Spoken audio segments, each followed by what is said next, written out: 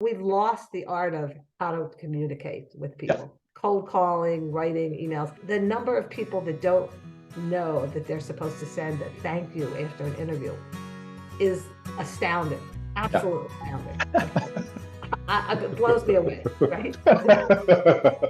I was literally on with one of our coaches who do some other work in a different arena, and she's a PhD. She's in a PhD group, and she works in education, kind of navigating out of education. And so I said, "Hey, what are you up to? Let me see if I can help give you some direction." And she sent a couple of jobs over to me she was interested in, and I said, "So what we're going to do is we're going to craft a cover letter to these CEOs, two CEOs, co-CEOs."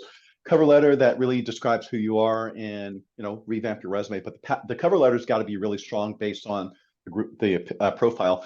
And she says, "Oh my God, this group that I'm in of PhDs, they said cover letters don't work, so there's no sense in writing cover letters."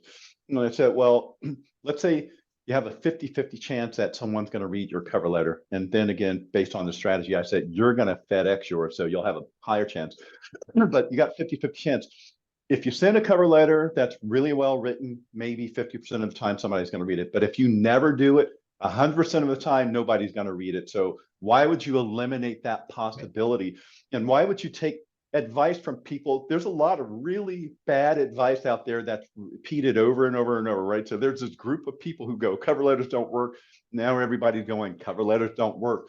And it's bad advice. And I think that, to your point, writing letters, getting outside of the digital domain is what I call it. How do you get outside of the digital domain? What about the good old fashioned write a letter to someone? What a concept, right? What's the saying? If you don't ever go up to bat, you can never hit a home run. That is the honest goodness truth. And I think that, a lot of this technology has led to change of behaviors. Whereas what I see as an opportunity, if most people are online waiting for responses, which we already know ATS, and if you're not in the first, you're not going to make the cut anyway. So you may as well call in, get the hiring manager. But if you write a letter, out of the 1,000 people who applied, how many people wrote a letter to that hiring manager?